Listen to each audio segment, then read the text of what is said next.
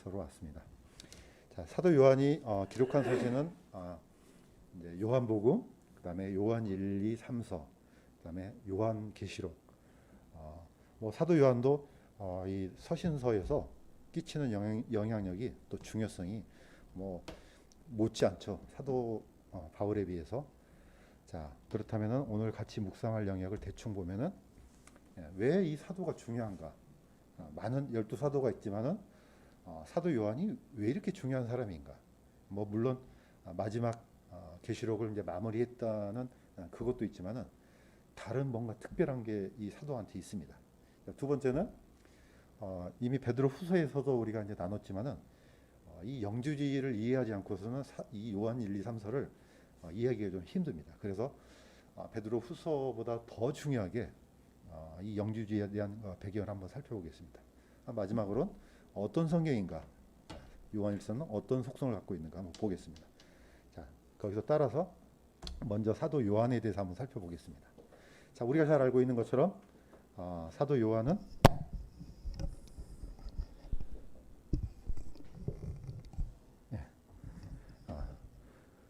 사도 요한은 예수님께서 갈릴리 바닷가에서 이제 부르셨을 때 그 부르신 이후부터 골고다 언덕에서 돌아가실 때까지의 긴 여정이 이제 시작됩니다. 제가 한번 보겠습니다. 예수님께서 갈릴리 바닷가를 거니시다가 세베대의 아들 야고보와 그의 형제 요한이 자기들의 아버지 세베대와 함께 배 안에서 자기들의 그물을 고치고 있는 것을 보시고 그들을 부르시니 그들이 즉시 배와 자기들의 아버지를 남겨두고 그분을 따르니라. 예수님께서는 거의 대부분의 사도들을 갈릴리에서 이렇게 부르셨습니다. 마찬가지로 사도 요한도.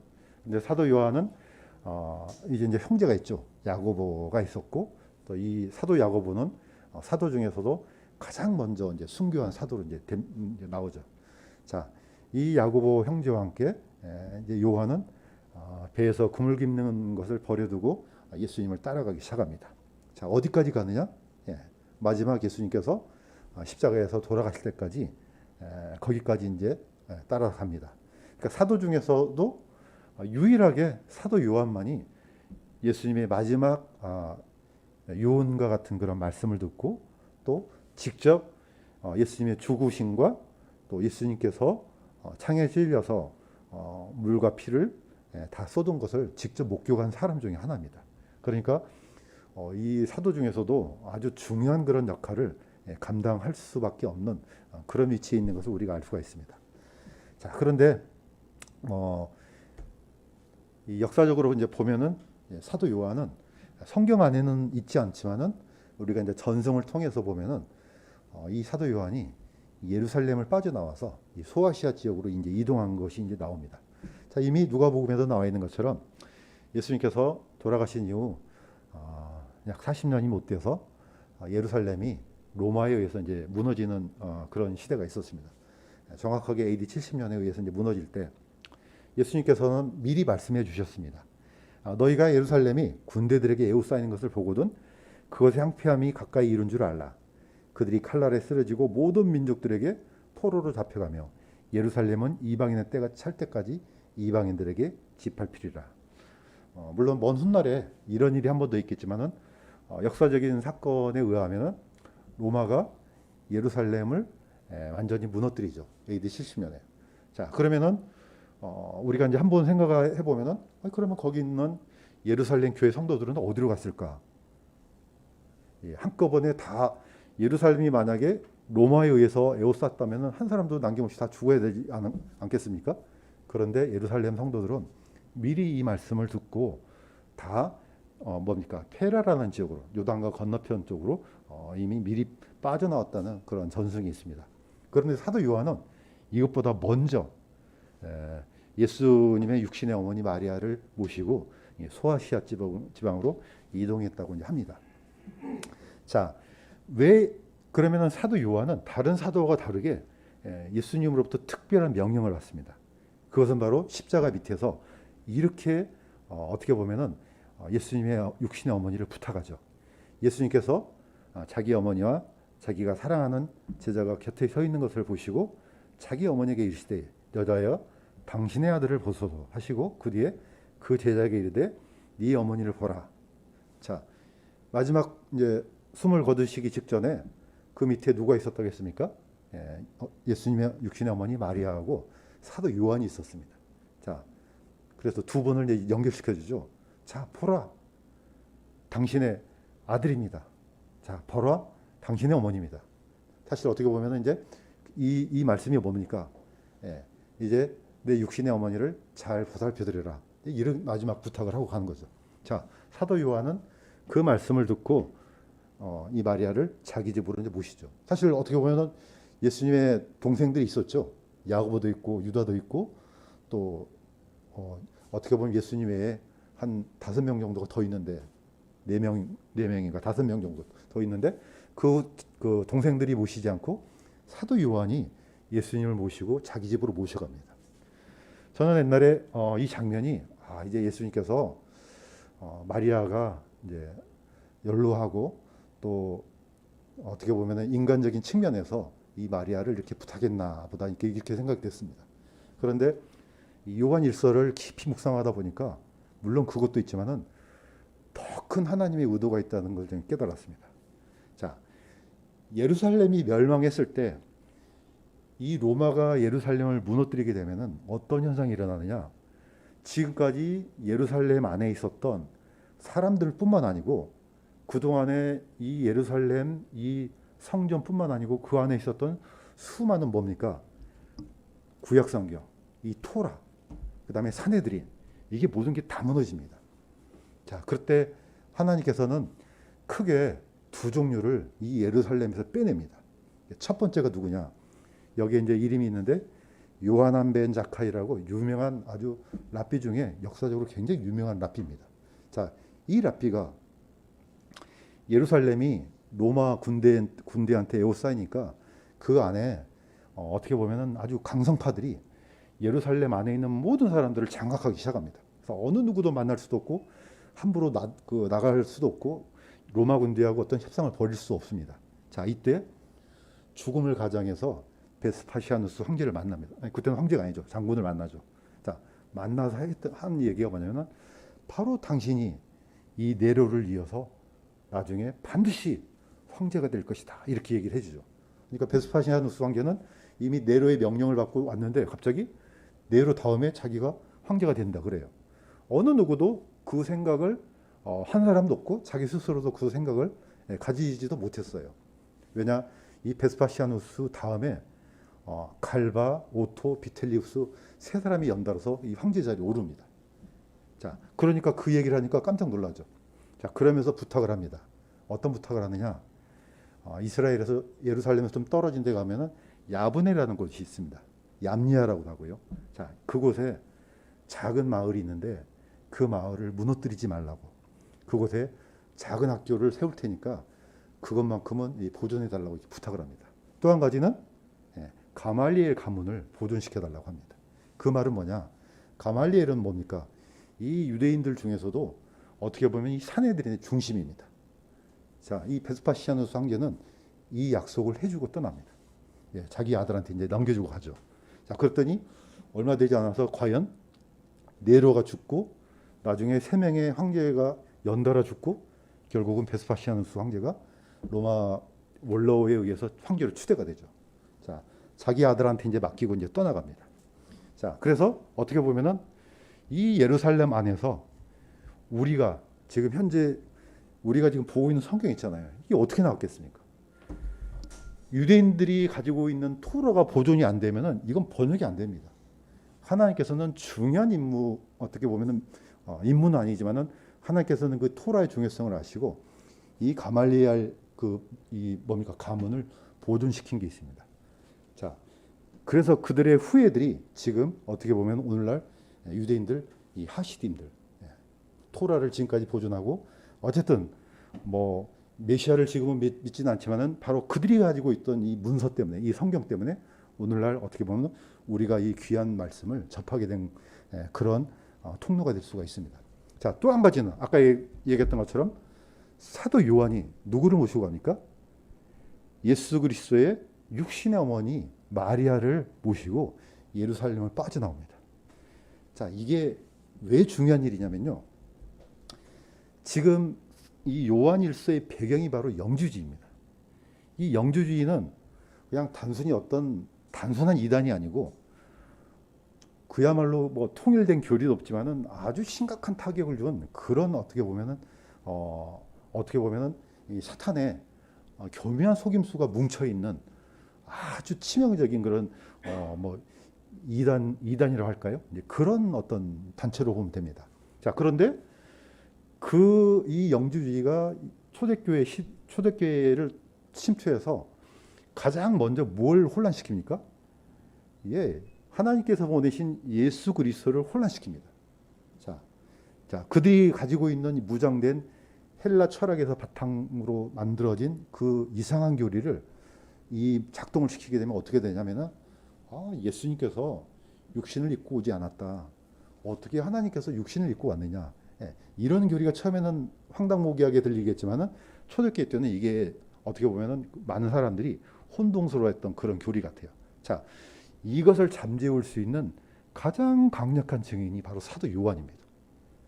또 그 사도 요한 옆에 있던 예수 그리스도의 육신의 어머니 마리아. 우리는 보통 이 예수 그리스도의 육신의 어머니 마리아는 로마 카톨릭에서 이제 신교가 됐기 때문에 문제지만은 그런 관점에는 굉장히 중요한 증인입니다. 어떤 증인입니까? 예수님이 하나님이 육신을 입고 세상에 왔다는 것을 가장 강력하게 증거할 수 있는 분이 또한 마리아입니다. 두 분이 어떻게 보면은 이 요한일서의 가장 강력한 배경이 됩니다. 자, 마리아에 대해서 약간 설명하면요. 이렇습니다. 마리아는 하나님이 육신을 입고 이 땅에 태어나게 한 장본인입니다. 그러니까 태어났을 때부터 골고다에서 죽기까지 전생애를 누가 지금 다 봤습니까? 마리아가 봅니다. 사도 요한은 갈릴리에서 부름을 받고 마지막 예수님께서 숨을 거두시기까지 전체를 다 봅니다. 그러니까 마리아하고 예수 그리스도의 육신의 어머니 마리아하고 사도 요한은요, 세상 그 어떤 사람들보다 더 강력한 증인입니다. 두 사람이 어떻게 보면은 이 초대교회를 보호하고 있다고 할 정도로 강한 증거자이기 때문에 이 요한일서가 굉장히 중요합니다. 보시는 것처럼. 그런데 그러면 요한일서를 어디다 보냈느냐? 예. 성경 안에는 어느 교회인지는 우리가 알 수가 없습니다. 보통 서신서 같은 데는 어느 교회 또는 어떤 지역 이렇게 하지만은 요한복음, 요한 1, 2, 3서 어떤 데로 보냈는지 잘 안 나타나 있습니다. 물론 이제 요한계시록에는 7교회가 나오죠. 그런데 이제 보통 우리가 사도 요한이 이 소아시아 지역으로 이동을 했기 때문에 이 소아시아에 흩어져 있는 그런 교회들이 아닌가 이렇게 생각됩니다. 자, 이미 이 소아시아 지역은 이미 사도 바울 또 사도 베드로 많은 사도들에 의해서 여기에 이제 서신서를 보냈던 지역임을 우리가 잘 알 수 있습니다. 자, 다시 한번 말씀드리지만은 소아시아 지역은 굉장히 중요한 위치이기도 하고 또 많은 영향력을 끼칠 수 있는 그런 지역임을 우리가 알 수가 있습니다. 자, 그런데 다시 한번 이 영주주의를 한 번 더 알기 쉽게 한번 살펴보도록 하겠습니다. 그 지역에 이미 소아시아 지역에 이미 영주주의가 이제 활발하게 하고 있었고 교회들에게 이제 치명적인 해를 가하고 있었는데 이 영주주의는 이런 특징이 있습니다. 구약 시대에는 없습니다. 예수님께서 승천하신 이후에 이제 나오기 시작합니다. 그럼 왜 구약 시대에는 없습니까? 구약 시대에는 이미 하나님과 사람 사이에 누가 있었습니까? 제사장들, 선지자들. 이분들이 있었기 때문에 그 사이에 들어가서 뭐 매개체 역할을 할 수가 없는 겁니다. 자, 그런데 예수님께서 승천하신 이유가 되자 이제 사람과 하나님 사이에 매개체 역할을 할 수 있는 그런 공간이 생기는 거죠. 자, 사도 바울은 그래서 이렇게 이제 이 경고를 고린도 후서에다가 이렇게 기록했습니다. 어떤 자들이냐? 그런 자들이 나온다는 거죠. 그러한 자들은 거짓 사도요, 속이는 일꾼이며 자기를 그리스도의 사도로 가장하는 자들이니라. 그것은 결코 놀랄 일이 아니니 사탄도 자기를 빛의 천사로 가장하느니라. 이 영주주의가 이렇게 나오게 된 배경은 이 두 번째에 있는 것처럼 하나님을 아주 초월적인 존재로만 만들어 놓습니다. 그러니까 아무도 그 하나님이 어떻게 우리가 감지할 수 없는 존재로 만들어 놓으니까 사람들이 하나님을 그냥 초월적인 존재로 이게 어떤 말씀을 하셨는지 알 수 없다 이렇게 만들어 버려요. 이게 아주 교묘한 우상 숭배입니다. 다시 말해서 고차원적인 지식을 가진 사람들만이 그러한 존재에 접근할 수 있다 이렇게 속였습니다. 그러니까 어떻습니까? 하나님은 보이지 않아요. 아무도 알 수가 없어요. 자, 그 사이에 자기네들이 그 중간에 들어와서 우리만 그 하나님을 알 수가 있지. 또는 우리 그룹에 들어와야지 그런 하나님을 알 수가 있지. 해서 고차원적인 지식을 가지고 사람들을 속였던 그런 어떤 가르침 또는 그런 사람들을 우리는 영지주의라고 합니다. 자, 그러니까 이 사람들은 그 보이지 않고 영적인 초월적인 존재가 사람들이 살고 있는 땅으로 내려왔다? 이건 있을 수 없어요. 왜냐? 그러면은 그런 하나님을 다 감지를 해내잖아요. 사람들이 듣고 보고 그 하나님에 대해서 얘기를 듣고 그러면 결국은 자신들이 할 일이 다 사라져 버리는 거죠. 자, 여기에 이 교묘한 속임수가 있는 겁니다. 다시 말해서 왜 예수님께서 육체를 입고 오지 않았다고 주장하느냐? 만약에 예수님께서 하나님이 육체를 입고 왔다 그러면은 자신들이 할 일이 없는 거예요. 자, 그러면 뭐가 사라집니까? 예수님의 죽음도 헛된 것이 되고 예수님의 죽음이 헛되면은 대속도 사라지는 것이고 그러면 사도들이 왜 필요 있어요? 아무 필요가 없죠. 증거자가 없는데. 나중에 하나님께서 이 기록된 말씀을 통해서 진리를 기록하고 또 그 말씀, 책망의 말씀을 기록하고 수많은 영적인 가르침을 위해서 이 기록된 성경이 의미가 없어져 버리는 겁니다. 한마디로 말해서 하나님과 죄인 사이에 있는 모든 매개체가 다 사라지게 만드는 게 바로 영지주의입니다. 그러니까 이거는 고차원적인 우상숭배예요. 제가 이렇게 딱 보니까 이거는 사람들이 참으로 알아차리기 힘든 우상숭배 중에 우상숭배구나 생각이 들어요. 이거는 자기 주머니 속에 하나님을 넣고 다녀요. 그래서 우리만 그 하나님을 알 수 있어. 그러니까 이건 또 다른 신비주의입니다. 다른 어떤 사람들은 하나님께서 무슨 말씀하셨는지 알 수가 없어요. 자, 이게 바로 이 소아시아 지역에 행행했던 영지주의자들의 특징이기도 합니다. 자, 그런데 사도 요한은 그렇지 않다 이겁니다. 왜 그러느냐? 가장 강력한 증인이잖아요. 사도 요한이. 자, 사도 요한이 선포한 구원의 복음을 보면은 이게 딱 드러납니다.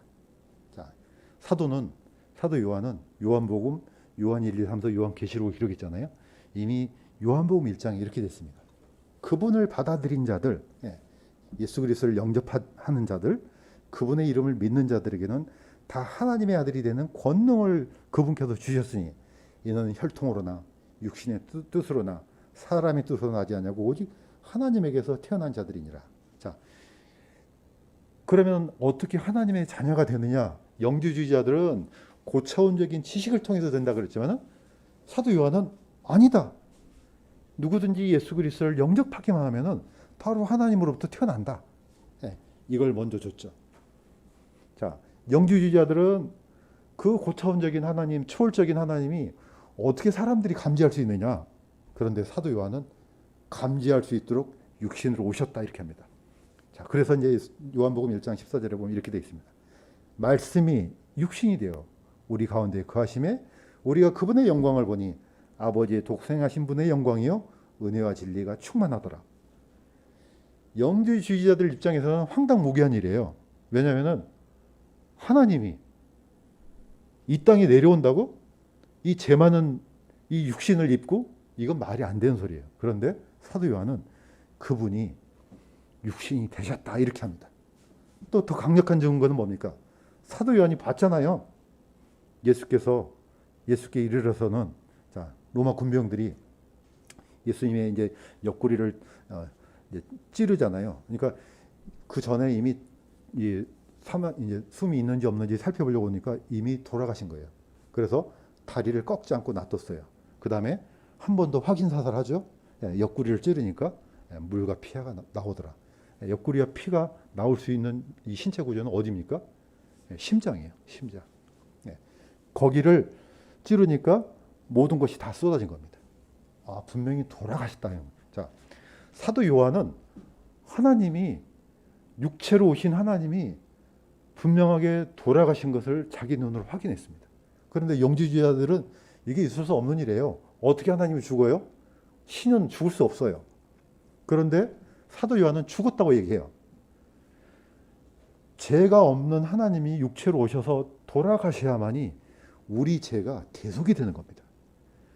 만약에 하나님이 신성만 있으면은 인성이 없다 그러면은 돌아가실 수가 없습니다. 그래서 예수님이 육체로 오시는 겁니다. 이걸 지금 얘기를 하는 겁니다. 자, 그러면서 동일한 기록을 남깁니다. 자, 사도 요한이 이걸 기록한 이유를 이렇게 얘기합니다. 예수님께서 하나님의 아들 그리스도이심을 너희가 믿게 하려 함이요 그분의 이름을 통해서 생명을 얻게 하려 함이라. 자, 중요한 고백을 하나 남기죠. 계속해서 반복되지만은 사도 요한은 예수님이 하나님의 아들이다. 또 그리스도다. 하나님의 아들이란 말은 그분이 곧 하나님이라는 뜻입니다. 육체로 오신 그분이 하나님이라고? 예, 우리는 지금 너무나 쉽게 받아들이죠. 굉장히 믿기 힘든 거예요. 헬라인들은. 그분이 바로 하나님이다. 그분이 바로 킹이다 이겁니다. 자, 뒤편에 보면 계속해서 제가 반복해서 얘기하지만 문은 하나입니다. 그런데 동일한 열쇠가 여러 가지입니다. 반드시 동일해야 됩니다. 예수님께서는 자신을 가리켜 이렇게 말씀하셨습니다. 내가 곧 문이니 누구든지 나를 통해 안으로 들어가면 구원을 받고 또 들어가고 나오며 꼴을 얻으리라. 자, 예수님은 스스로를 가리켜 문이라고 했습니다. 자, 그러면 열쇠가 어디 있습니까? 이게 바로 사도 베드로가 고백한 게 바로 열쇠입니다. 주는 그리스도시요 살아계신 하나님의 아들이라. 계속해서 이 말씀을 잘 묵상할 필요가 있습니다. 자, 당신은 예수님은 바로 킹입니다. 왕입니다. 바로 예수님은 하나님입니다. 눈에 보이는 하나님이에요. 예수님께서 나중에 부활하셔서 사도들한테 나타났습니다. 사도들이 보고 너무 기뻐했어요. 근데 그때는 사도 또 도마가 없었네요. 자, 도마가 내가 그분 손에 넣어보고 옆구리에 넣어보고 내가 그래야만 믿겠어. 나중에 한 주가 지나서 예수님께서 사도들이 모였을 때 나타났습니다. 그때 사도 도마도 같이 있었습니다. 자, 그때 이 도마가 보고 뭐라고 했습니까? 나의 주요, 나의 하나님입니다. 사도 베드로가 고백했던 거하고 똑같습니다. 당신은 나의 주군입니다. 킹입니다. 이런 뜻이에요. 또 바로 당신이 하나님입니다. 사도 베드로의 고백하고 사도 도마의 고백이 똑같습니다. 자, 그런데 베드로후서 1장에 이렇게 얘기를 합니다. 시몬 베드로는 예수 그리스도의 종 시몬 베드로는 하나님 곧 우리의 구원자 예수 그리스도의 의를 통해 우리와 더불어 동일하게 보배로운 믿음을 얻은 자들에게 편지하노니. 지금 오늘날 세상에는 많은 종류의 교회들이 있습니다. 또 수많은 종류의 그리스도인들이 있습니다. 그러나 절대로 틀리면 다르면 안 되는 고백이 있습니다. 그거는 바로 뭐냐? 예수님이 곧 하나님이요, 예수님이 곧 왕이요. 이 두 칭호는요 바뀌면 안 됩니다. 사도 베드로는 이것을 위해서 예루살렘, 사마리아, 고넬료 집에 가서 이걸 확인했습니다. 동일하게 그분들한테 내려왔던 성령은 우리와 동일하다. 그대로 증명해 줬죠. 사도 요한도 바로 이것을 그대로 가져옵니다. 자, 문은 하나입니다. 예수 그리스도 한 분밖에 없습니다. 천하의 구원을 얻을 만한 이름을 우리한테 주신 일이 없습니다. 오직 한 분이지만은 사도 베드로가 가지고 있는 천국의 열쇠, 사도 도마가 가지고 있는 천국의 열쇠, 그 다음에 우리가 가지고 있는 천국의 열쇠, 다르면 절대로 안 됩니다. 문이 안 열려요. 자, 사도 베드로는 분명히 천국의 열쇠를 받았습니다. 그런데 하나만 받은 게 아니에요. 키스를 해가지고 복수입니다. 자, 오른쪽에 있는 이 열쇠 보세요. 모양들이 다 다르잖아요. 열쇠가요 똑같아야 됩니다. 다 다르면 문이 안 열리죠. 자, 이 사도 베드로를 통해서 고백된 이 고백 그대로 믿지 않으면요 예수 그리스도의 문은 열리지가 않습니다. 그래서 사도 요한이 왜 중요하냐? 자신이 그 옛날 갈릴리에서부터 따라왔던 그 예수님, 자신이 고백했던 그 고백, 자신이 믿었던 그 예수님 동일해야 된다는 겁니다. 시간이 2000년이 흘렀지만은 그때의 고백이나 그때 우리가 믿었던 그 예수님이나 지금 우리가 믿는 예수님이나 통일해야 되고 그 복음이 그때나 지금이나 동일해야 된다는 겁니다. 이걸 종지부를 찍어준 사람이 바로 사도 요한입니다. 그래서 이렇게 정의 내릴 수 있을 것 같아요.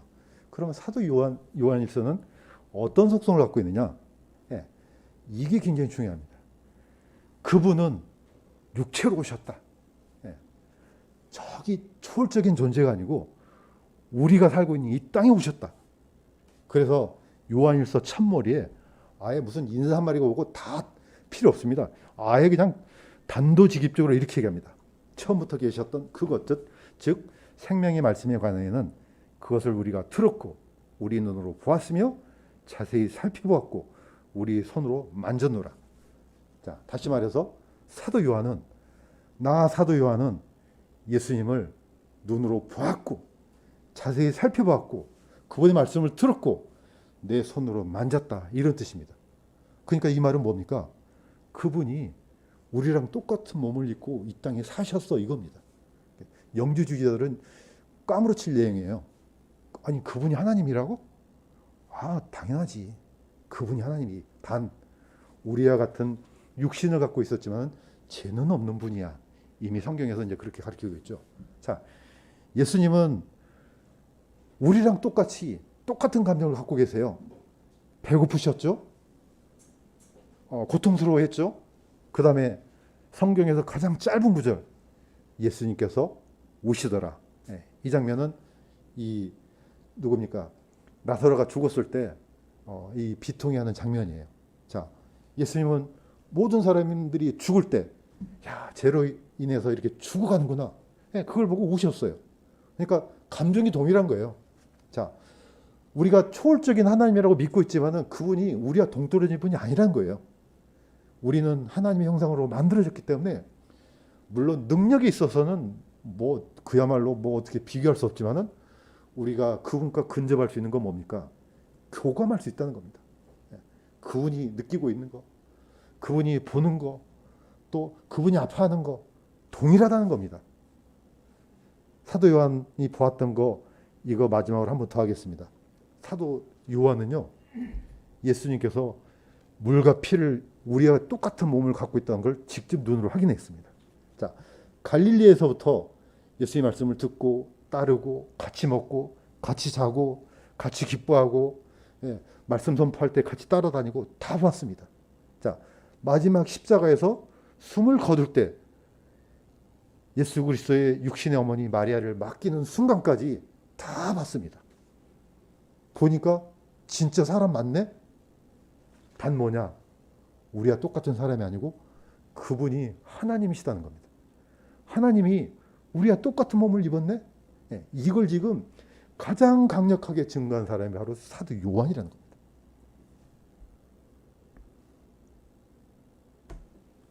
자, 그러면 요한일서는 뭡니까? 사실 이 요한일서가 가장 깊이 다루고 있는 게 바로 교제입니다. 저는 이 교제라는 단어가 자칫 잘못하면 상당히 오해를 받을 수 있겠구나 생각이 들어요. 보통 우리가 이제 교제 그러면 어떻습니까? 교제 사귄다 그러면은 보통 우리가 결혼하기 전에 남녀간에 교제 나누잖아요.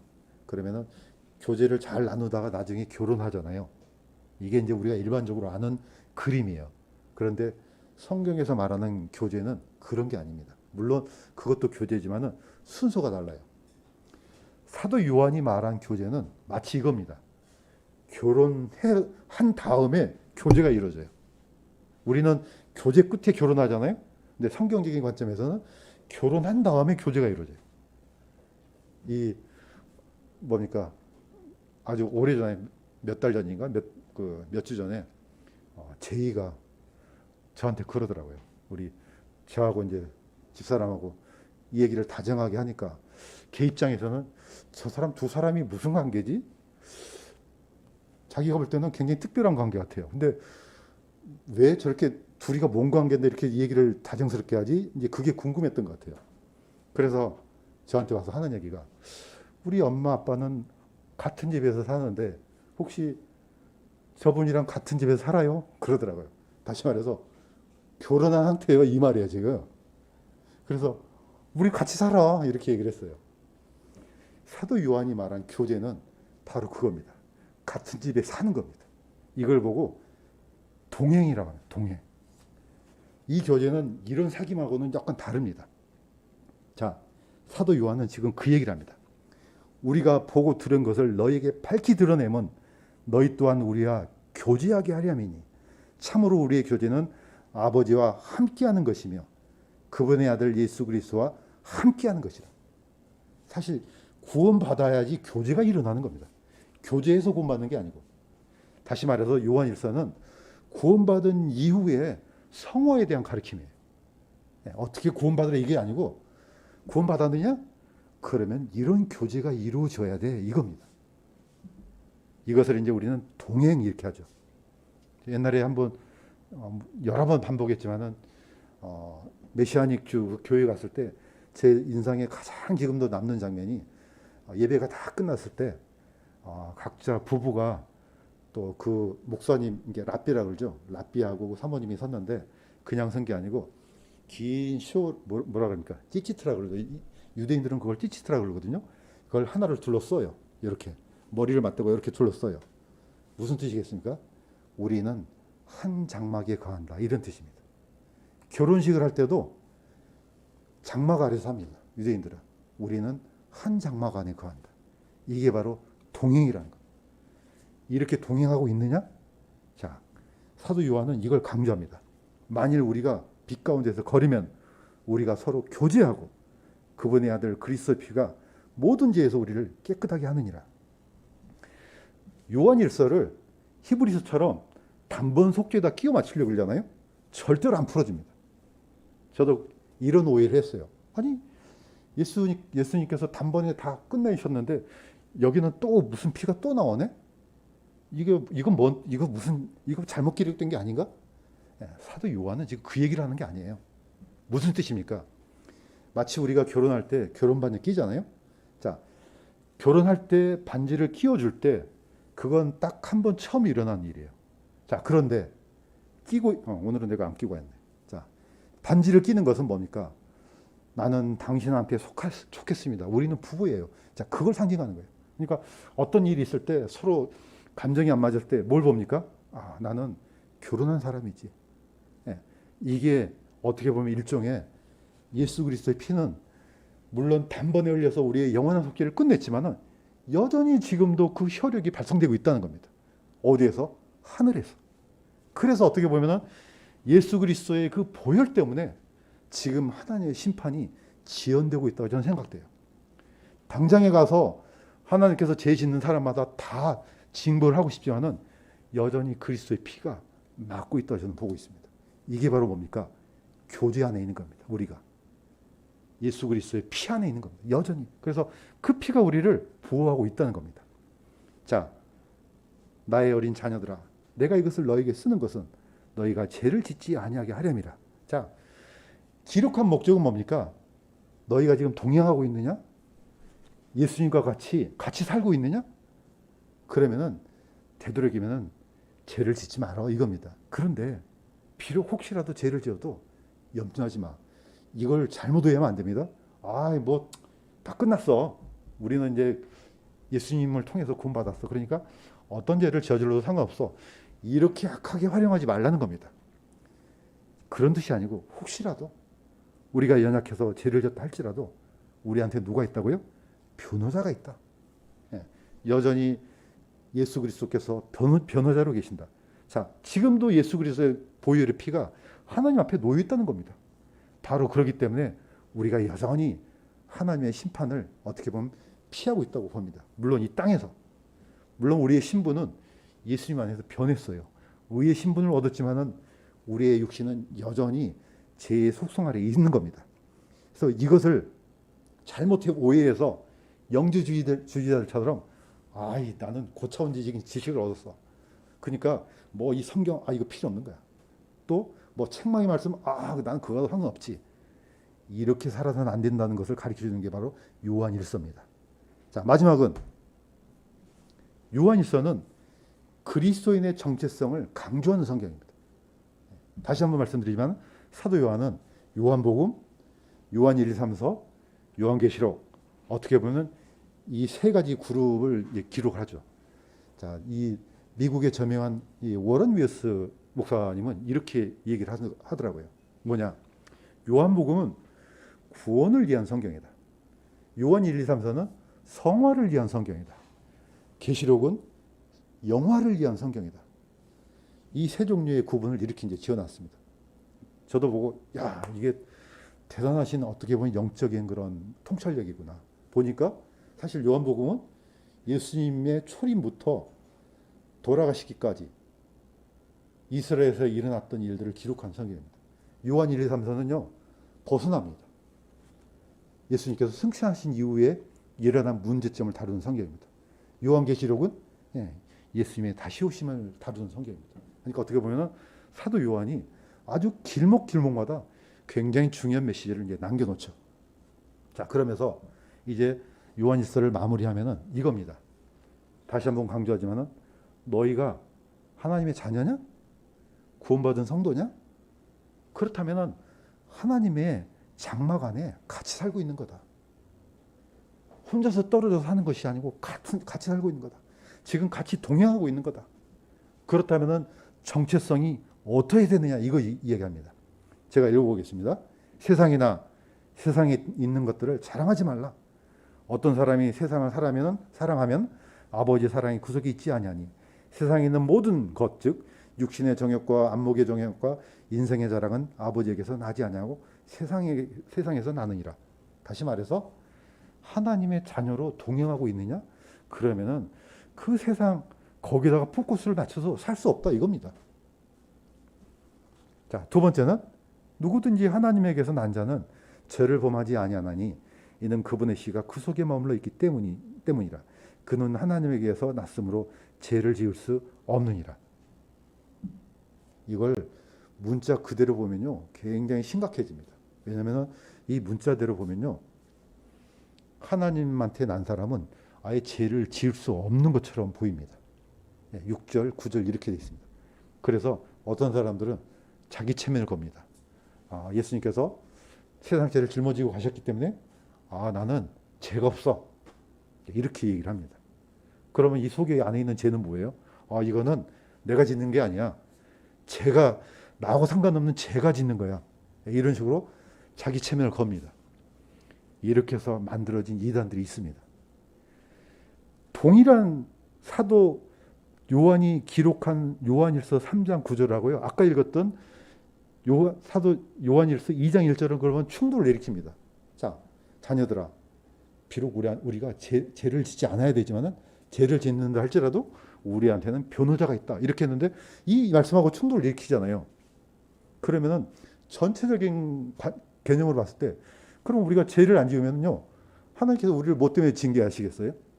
징계가 필요 없죠. 내가 죄를 안 짓는데 또 내가 죄를 안 짓는데 하나님께서 무슨 일로 보상을 하겠어요? 그래서 이 교리를 다룰 때는 항상 양쪽이 충돌을 일으켰을 때는 살펴봐야 된다는 거죠. 사실 이거는 약간 좀 어려운 얘기긴 하지만은 이 헬라어는 원어가 헬라어입니다. 원어로 기록했을 때 이 번역하는 과정에서 다 옮겨서 정확하게 번역할 수가 없습니다. 자, 헬라어의 현재형은요. 지금 현재 일어나는 사건도 의미를 하지만 또 뭐냐면은 반복적인 행동도 현재형으로 표현합니다. 다시 말해서 내가 구원받기 전에 도둑질을 하고 막 나쁜 일을 했어요. 그런데 이제 구원받고 나서 하나님의 장막에 하나님과 동행하는 삶을 살아요. 그러면은 그 정체성에 맞지 않는 계속해서 도둑질할 수 있느냐? 불가능한 일이다 이겁니다. 지금 그 얘기를 하는 겁니다. 내가 강도질했어요. 그런데 십자가의 강도처럼 그러다가 나중에 예수님을 영접했어요. 물론 십자가의 강도는 그 이후의 삶을 살 수는 없지만은 만약에 기회가 더 주어졌다면 그 사람은 절대로 그런 일을 할 수가 없습니다. 왜냐? 우리 안에 하나님의 속성이 있는데 불가능하다는 겁니다. 그 얘기를 지금 요한 1서가 하는 겁니다. 예. 무슨 어떻게 하면 구원받으라 로마서처럼 뭐 하나님의 의가 뭐냐 이런 얘기를 다루는 것이 아니고 하나님으로 태어난 사람의 정체성을 얘기하는 거죠. 왜냐? 이거는 정확하게 영지주의자들이 생각했던 거하고 정반대입니다. 이미 베드로 후서에서 얘기했던 것처럼 영지주의자들은 고차원적인 지식뿐만 아니고 구원을 어떻게 얻지? 금욕주의를 도입합니다. 또 우리가 하나님은 너무 고차원적인 지식이 존재라서 전혀 우리가 상관없어. 도둑 폐기주의로 흘러갑니다. 사도 이 요한일서를 보면은 모든 것에 대척점이 있습니다. 그래서 이렇게 얘기합니다. 사랑하는 자들아, 영을 다 믿지 말고 오직 그 영들이 하나님께 속하였는지 그것들을 시험하라. 이는 많은 거짓 대언자들이 나와서 세상에 들어왔기 때문이라. 우리는 이러한 정체성을 가지고 살 수 없다. 그러니까 제대로 좀 봐 이겁니다. 저 사람들이 진짜 하나님 믿는 사람이냐? 영주주의자들이 하나님 믿는 사람이에요? 그 사람들도 동일하게 하나님 믿는 사람이라고 말은 해요. 그러나 그들의 행동 속에서는 전혀 그리스도인의 정체성을 할 수가 없어요. 그러면서 이렇게 못을 박습니다. 어떤 사람이 나는 하나님을 사랑하노라 하고 자기 형제를 미워하면은 그는 거짓말하는 자니 자기가 본 자기 형제를 사랑하지 않은 자가 어찌 자기가 보지 못한 하나님을 사랑할 수 있으리요. 물론 우리의 연약한 속성으로 우리 안에 미움이 있습니다. 그러나 계속적으로 그렇게 할 수는 없다는 겁니다. 그건 불가능해요. 자, 내가 정말로 하나님을 사랑한다고 얘기를 하면서 우리가 생각했을 때 이건 너무 도가 지나친데 하는 그런 사람이 있을 겁니다. 막 이를 부두둑부둑 갈면서 거의 뭐 화해가 불가능한 사람이 있어요. 이거는 아니지 않느냐 이겁니다. 그러면은 어떻게 눈에 보이지 않는 하나님을 사랑한다는 게 말이 되냐? 이거는 그리스도인의 정체성과는 거리가 멀다 이겁니다. 자, 마무리하겠습니다. 사도 요한은 다시 한번 반복하지만은 아주 강력한 증인입니다. 왜냐? 사도 요한 옆에 누가 있습니까? 예수 그리스도의 육신의 어머니가 있습니다. 그러니까 거의 이분을 능가하는 증거를 갖고 있는 사람이 없습니다. 자, 이제 사도 요한이 살았던 시대는 대부분의 사도들이 다 세상을 떠났습니다. 이 사도 베드로도 떠나고 사도 바울도 떠나고 기타 많은 사도들은 온 나라로 흩어져서 다 순교했습니다. 그런데 하나님께서 놀랍게 이 사도 요한만큼은 육신의 수명을 가장 긴 수명을 그 복을 주십니다. 심지어는 이 뭐니까 로마 황제가 죽이려고 그랬는데도 죽일 수가 없었습니다. 그분은 끝까지 살아났습니다. 그래서 나중에 밤모섬으로 추방되잖아요. 죽일 수가 없어서. 물론 이제 다음 시간에 얘기하겠지만 바로 밤모섬에서 기록한 게 이 요한계시록입니다. 자, 사도 요한은 하나님께서 특별히 보호해 주셨습니다. 그러면 왜 이 사도는 무슨 복을 받았길래 이 보호해 주시느냐? 뭐 그거는 저도 잘 모르겠습니다. 그러나 분명히 예수님께서 사도 요한을 불러서 그 어머니 육신의 어머니를 맡깁니다. 그러면은 그 육신의 어머니는 아까도 얘기했던 것처럼 그 어머니 자체가 그 하나님이 육신을 입고 세상에 태어났다는 것을 설명할 수 있는 가장 강력한 증거자입니다. 또 그것을 설명할 수 있는 바로 유일한 사도요, 최후의 사도가 바로 사도 요한이 됩니다. 자, 그러면서 사도 요한은 이렇게 마무리합니다. 또 그 증언은 이것이니 곧 하나님께서 우리에게 영원한 생명을 주신 것과 이 생명이 그분의 아들 안에 있다는 것이니라. 다시 말해서 자기가 갈릴리에서부터 지금까지 돌아가시는 그 순간까지 그분과 함께 먹고 마시고 그분과 함께 그 말씀을 듣고 함께 생활했던 그분 안에 영원한 생명이 있다. 지금 이겁니다. 이것을 증거를 남기면서 하는 얘기가 뭡니까? 그분의 아들이 있다. 하나님의 아들이 있는 자와 없는 자를 둘러 나눕니다. 있느냐? 그럼 생명이 있다. 없느냐? 생명이 없다. 이 안에 무슨 신학적인 무슨 토론이 뭔 필요가 있겠어요? 뭐 어떻게 구원을 어떻게 받고 뭘 어떻게 받고 죄가 있네 없네? 나는 죄를 안 짓네 짓네? 아무 소용 없어요. 너희 안에 예수 그리스도가 있느냐? 그러면 하나님께서 태어난 자 맞네. 없느냐? 그러면 아니야. 이겁니다. 왜냐? 이거는 가장 강력한 증거자가 선포한 이 말씀입니다. 그래서 당시 다시 한번 마무리를 하자면은 당시 사도 요한은 최후의 사도요. 세상에서 가장 강력한 증인이었다. 사도 요한은 모든 논쟁에 종지부를 찍어버렸습니다. 자, 그래서 우리가 사도 요한을 보면요, 어떻게 보면은 하나님께서 이러한 이유 때문에 사도 요한을 끝까지 남겨놓으셨구나. 어떻게 보면 오늘날 이 수많은 교회들이 있지만 이 안에 뭐 영주주의가 발 디딜 틈이 있습니까? 적어도 이것만큼은 사도 요한에 의해서 막아내지 않았나. 이분을 통해서 활개를 치지 못하게 그런 방어망을 쳐주지 않았나. 저는 이렇게 생각이 듭니다. 동일하게 오른쪽 그림은 도마가 확인한 거잖아요. 사도 베드로가 고백하고 사도 요한이 고백하고 도마가 보고 저분이 그리스도의 하나님이라는 걸 고백하고, 이 사도들이 고백했던 것과 동일하게 우리도 동일하게 예수 그리스도에 대해서 고백합니다. 그분은 진실로 하나님의 아들이고 진실로 우리의 왕입니다. 저는 이 모든 고백이 참으로 예수 그리스도를 믿고 따르는 모든 사람들 위해 또 이 고백 위에 하나님의 놀라운 복이 임하기를 주님의 이름으로 간구드립니다. 기도하겠습니다. 하나님 아버지,